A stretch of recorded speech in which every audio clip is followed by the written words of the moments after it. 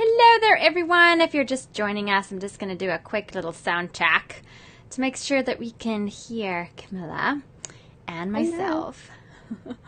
Let's just quickly see here. Also, let's change this quickly.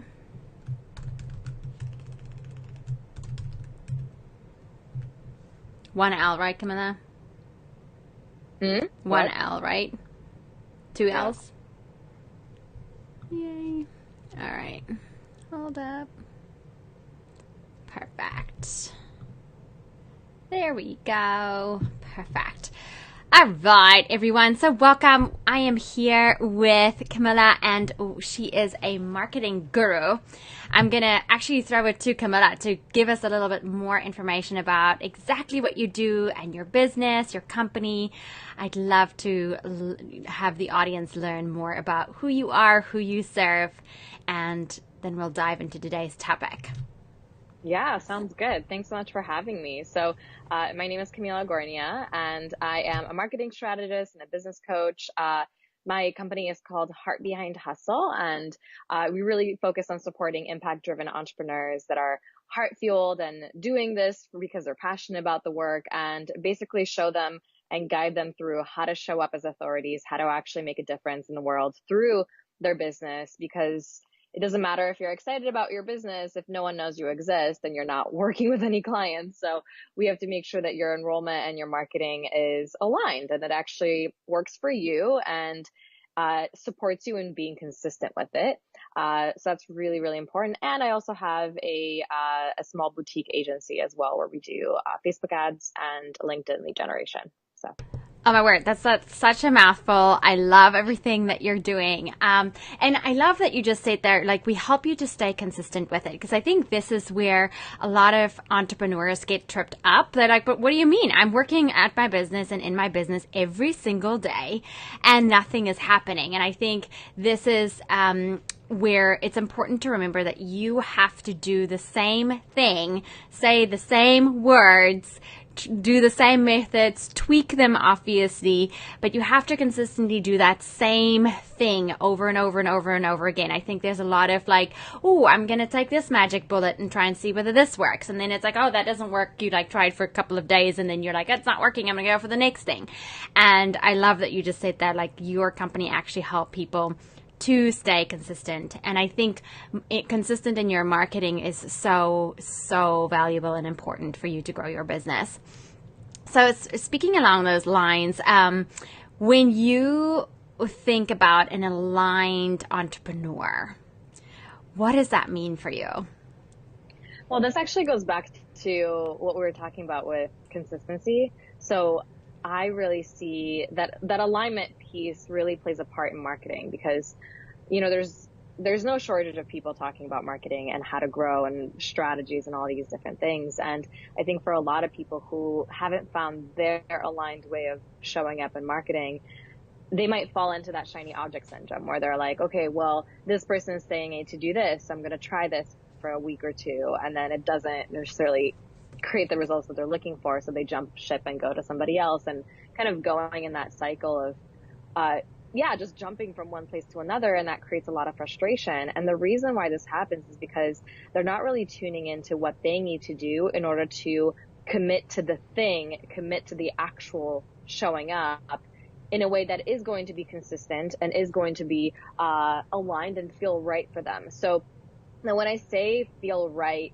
it doesn't necessarily mean it's going to feel amazing and good all the time, because it's not supposed to always feel amazing and all the time, because if it feels easy, you're probably not challenging yourself, you're probably not growing, and you're probably staying inside your comfort zone. Mm-hmm. So every element of marketing or showing up in general, like, there should be some element of being uncomfortable when it comes to that. So if you haven't, for example, gone on live and maybe you're not showing up at all when it comes to social media or, creating content or whatever, then the first step is going to be just to start doing it. It doesn't make sense for you to jump in the deep end and just like start drowning right away, because it's too much, right? So it's not going to feel aligned. You're not going to stay consistent with it. You might do it for a week or so, but then you're going to burn yourself out because you started with too much.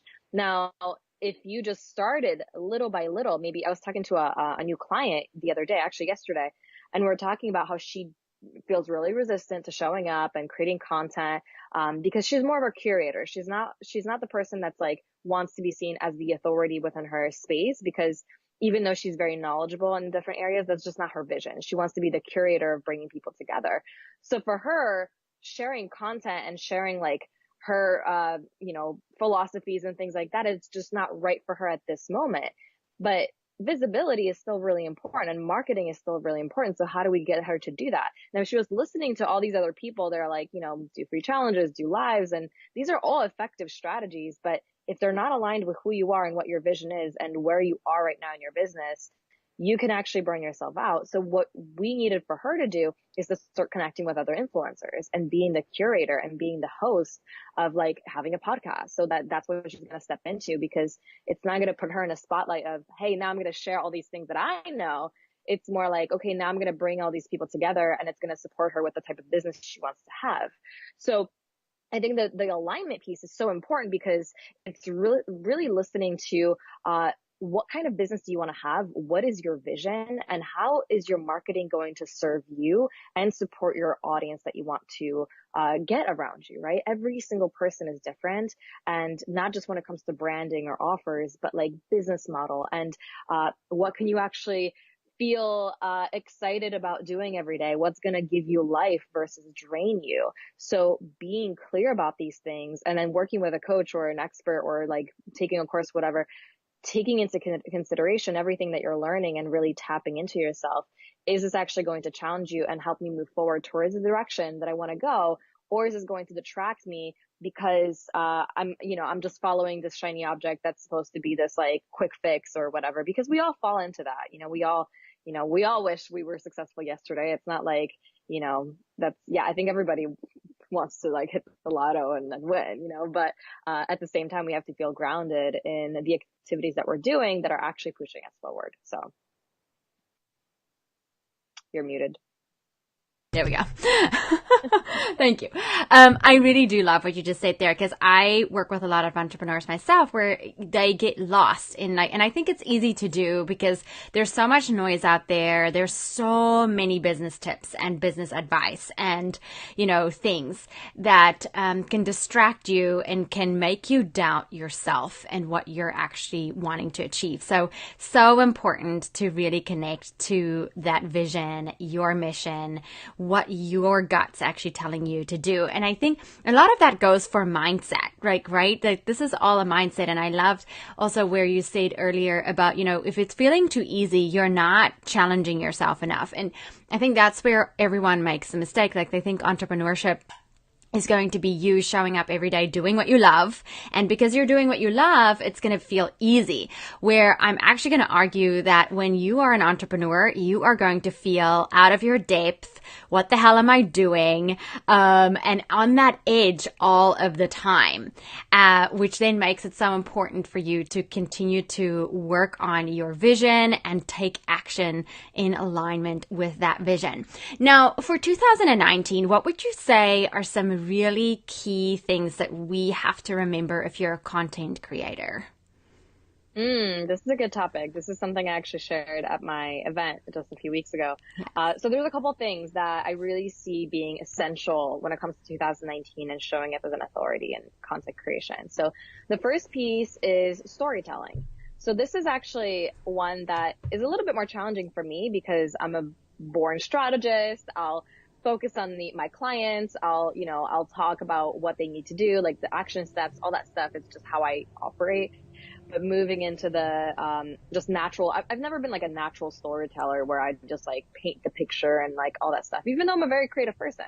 But storytelling is essential. I mean, this is how we connect. This is how we get to really feel involved with the other person. So, as you're growing your audience and as you're sharing content, being able to inject some of these stories, and they don't have to be massively gigantic stories that last for like, you have to write for like 30 minutes just to get through, is just injecting some of these little pieces where you share a little bit about yourself or a client and just give some context to what you're teaching or the philosophy that you're sharing. Mm-hmm. So that's the first thing. The second thing is creating more connection. Mm-hmm. So that is really about, so that's kind of combined with vulnerability, and obviously that is connected to storytelling too. But basically, you want to start making sure that, and when I say vulnerability, I think a lot of people have been using the whole like, vulnerable post alert. Like, I'm not necessarily that, but just actual realness. Like, actually share what you want to share with your audience without feeling like, maybe my audience isn't going to care about this or whatever. I think it's really great for people to see that we're human beings and we're not perfect. And, even though your Instagram might look amazing and beautifully curated and super designed, it doesn't mean that your life is like 100% perfect all the time, because like, whose life is, So I think being able to share, just like little things about what's going on. And it doesn't have to be something that's extremely painful necessarily, but it could be like a thought that you had that will humanize you and will make people connect and feel like they're relating to you. I think so a great way to look at this too is, I was watching, Ellen DeGeneres did a stand-up, and her stand-up is called Relatable or something like that, which she purposely does everything possible to not be relatable to anybody. Like, she'll say all these things. And it made me actually realize how all the other stand-up comedians, because I love stand-up and love comedy, all the other stand-up comedians, they're, even though, they're like blowing up, they're huge, like, Amy Schumer or like all those people, they're making millions of dollars, but they stay relatable. So I think Amy Schumer is doing a really extreme job of this right now. That's actually a really good job of, she's pregnant, and I mean, I haven't been I don't have kids, so I don't really know that whole process, but there's apparently, like, she gets extreme morning sickness, which is like a super serious condition. I don't remember the name of it. But she would show pictures and videos of her literally going through that and like dealing with that. And even though she's a millionaire and super famous and everybody knows who she is, she still allows people to share and see that part of her that like people normally don't talk about because they might be uncomfortable about it. So it's not like you have to go extreme and share like, you going in a toilet, but it's just like sharing little things like, oh my gosh, like I can't believe I forgot to take out the trash and now it smells. I don't know. Something random that just makes you a real human. Exactly. Versus a perfect entrepreneur. And so what I'm really hearing here, and I've been sitting with this as well, because we are all starved for connection, right? Like we are all, I think we went through this phase where people had the most perfect videos on YouTube and these perfect things curating their Instagram stories, etc., where we completely lost touch with the person on the other side. And what I'm really hearing here is like you showing up and showing more of yourself, or yourself actually, is connecting to the human on the other side of the screen. The person who is going to be drawn in by who you are by just showing up as you are every single day. And like you said, connecting with that humanness. I think very often when you're running a business, things can get very statistical and numbers driven very quickly. And the more we can remember that these numbers are actually people. These are real people with feelings, and they want to be heard. They want to know that you understand them. They want to get to know you a little better, and they want to relate to you. And so that vulnerability, I'm so on board with you, where it's like vulnerability is seen as this like, oh, I gotta like share my, carry my heart on my sleeve and share everything. That's not necessarily what it is. I think it comes down to being just more authentically you, being honest, being real with people. And people really are drawn to that. I was listening to a thing on NPR actually that they were saying that the human mind just can't help themselves. They just want to fall into the story. Like they just want to get in touch with that story. And so, the more really, like as Camilla was saying, the more you can do that. I know I used to be really bad at not doing it too, but the more I tell just a little bit about myself, the more interaction, the more connection there is with people. So great. Also, I heard, and I want to run this by you, I've heard that also that this year is really going to be about quality versus the quantity of content that you're going to put out. And I want to kind of hear your thoughts on that.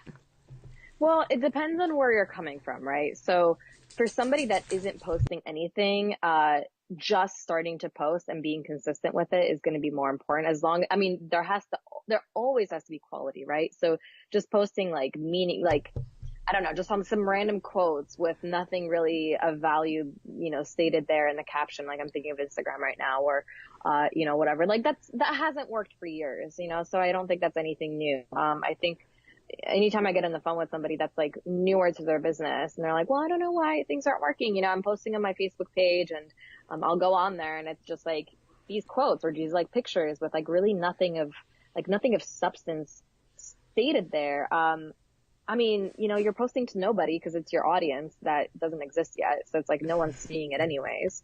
So, I like to look at it more as creating shareable content. So making sure that it's not necessarily about how often you post, although you do want to be consistent with it because the more frequently you post, the more frequently you'll be in people's feeds, which is obviously important.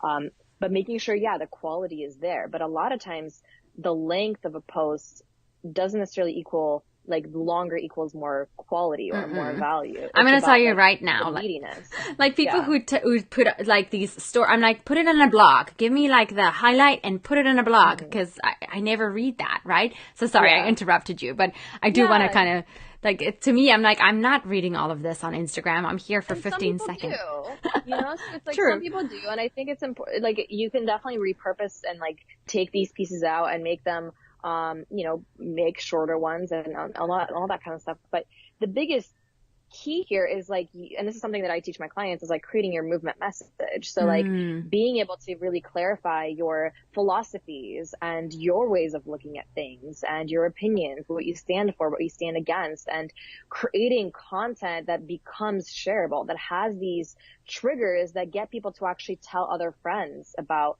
what you're saying and makes them more memorable versus just regurgitating what they've been seeing all over the place. Like I'm thinking of other people that I see like on Facebook or something, and it's like 5 tips to blah, blah, blah. And it's honestly like everybody knows these things. Like everybody knows these tips. Like I can go on Google and easily find it on the first page of Google. That's not the stuff that's going to be shared unless it's like a massive post and it's just like, wow, it's just the sheer quality and time that went into it. Like that might get shared.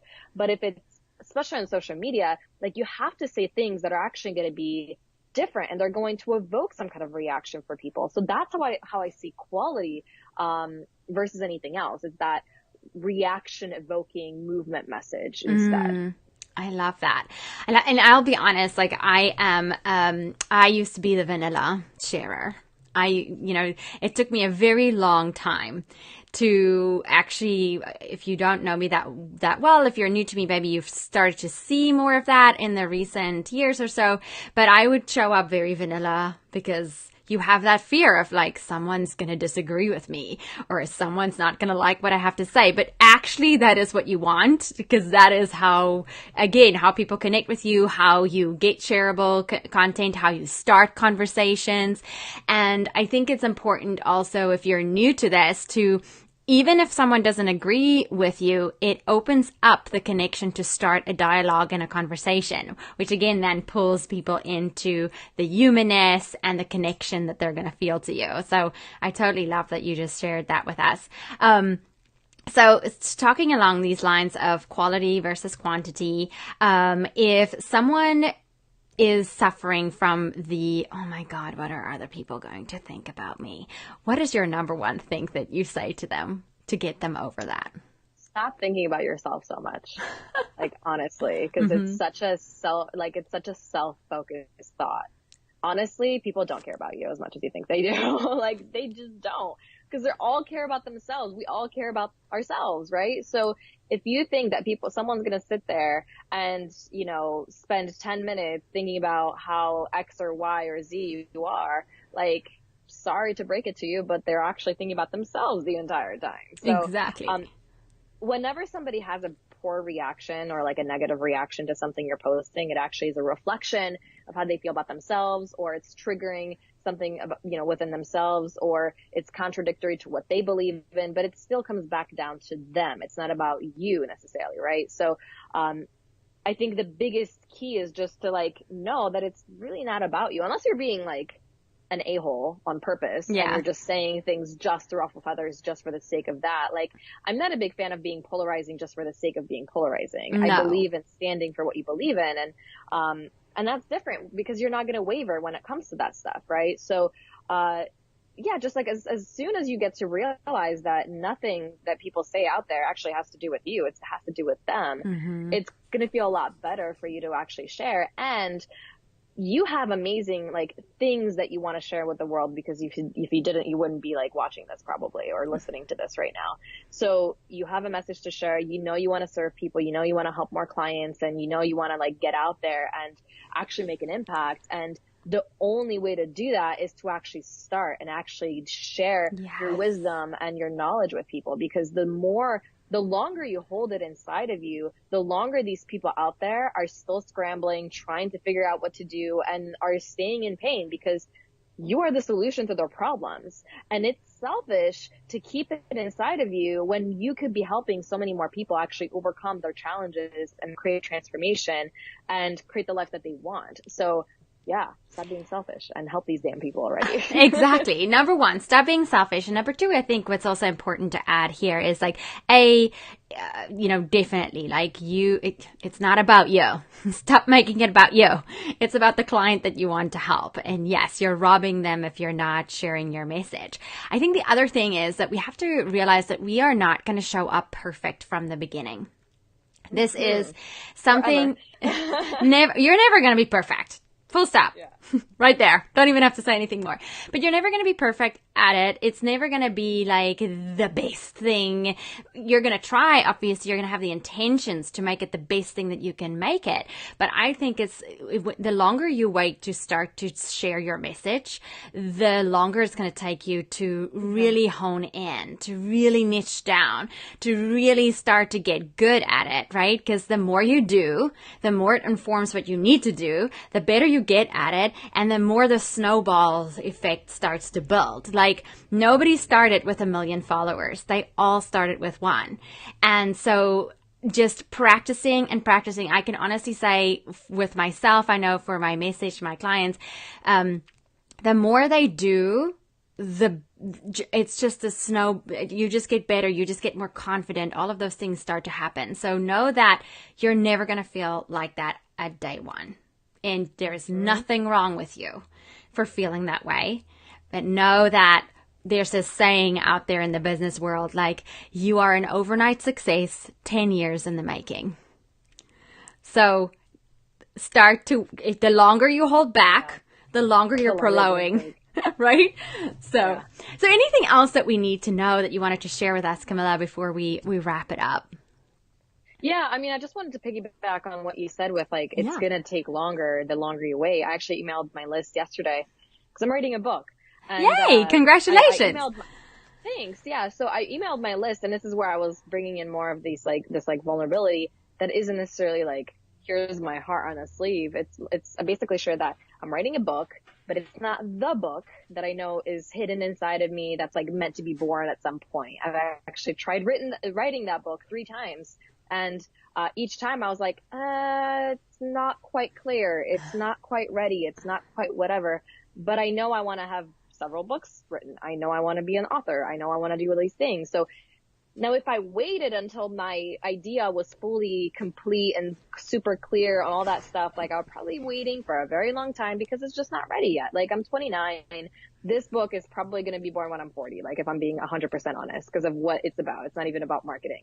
Now I tried multiple times and it just didn't work. Right. So now I could sit there and feel sorry for myself and feel like, okay, I just have to like force it out. And maybe I could write one and have it be half baked and not actually feel very proud of it because it's probably not communicated clearly in the way that it deserves to be communicated, this message.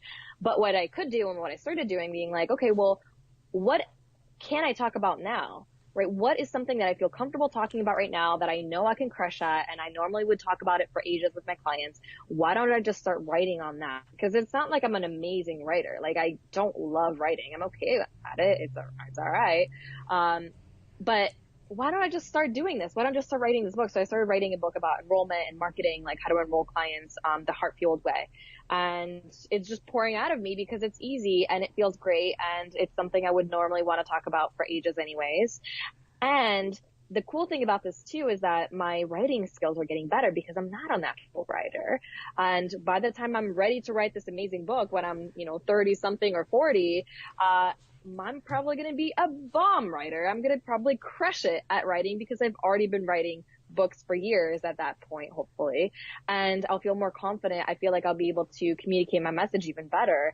But in the meantime, I'm doing all these other things that are easier, that are just like the next step versus jumping over. And like, again, it's instead of going in the deep end of the pool and just jumping right in. And when you can't swim, it's like, how can you start going in the pool with Yes. like when it's like, ankle high or then knee high, and then, just kind of going in and starting to splash around and moving in from there. So it's okay to take it one step at a time as long as you are taking steps forward, because that's where you're going to progress. So Exactly. I think that's a great point. Yes, exactly. So you're going to get better and just start. I think the biggest message here is just start somewhere and it will all become clear and you'll get better at it. So Camilla, where can we hear about you? What, if people wanted to work with you, how can they work with you? Tell us just a little bit more about that. Yeah, of course. So, like I said, my company is called Heart Behind Hustle. You can find us at heartbehindhustle.com. So I do business coaching. I work with a few private clients. I don't take on a lot of clients, but I have masterminds, I have group programs, and we have several different courses that are going to be released over the course of this year for a lot of newer people, but also established entrepreneurs that are looking to really show up as leaders and authorities and grow their audiences, grow their lists, and create partnerships with other influencers as well. So we have one coming out about running virtual summits. We have one coming out about how to scale from doing one-on-one work into group programs, because that's my area of specialty, is like how to launch and create group programs.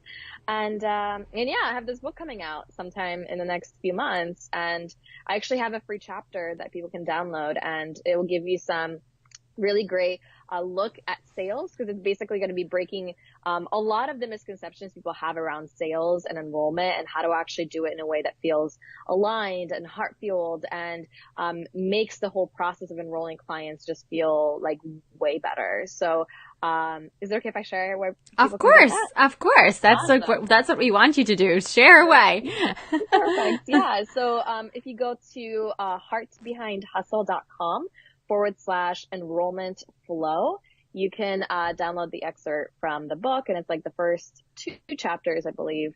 And I think you're gonna like it, because it's very direct, it's very straightforward. When the book is done, it's not gonna be like some massive book. It's gonna be more of a manual almost. That's just like, and I always do everything with like cutting the fluff out and just getting right to the heart of what needs to be said. So I think you guys are gonna like it. But I look forward to hearing back. And if you have any takeaways or anything you want to share with me, definitely let me know. You can find me on Instagram or Facebook, Camila Gornia, or at Heart Behind Hustle. So. Yes, I love that. I love that. So the other thing that I want to say is actually I was part of Camilla's summit. This is how we actually originally connected. And this was right where she was building this course to show you how to run your own virtual summit. And I will tell you that by being part of her summit, I actually got clients out of it. So she definitely runs a really good summit. You want to know how she runs it. And I'm sure this book is just going to be amazing. If you're listening back on the podcast, I will link her website in the show notes so that you can go directly and find her on everything. But Camilla, thank you so much for being here today and for sharing your knowledge, your wisdom, and just for the great work that you are doing for entrepreneurs out there. Yay. Thank you so much for having me. This was awesome. And yeah, you're amazing. Thank you. All right, guys. See you later.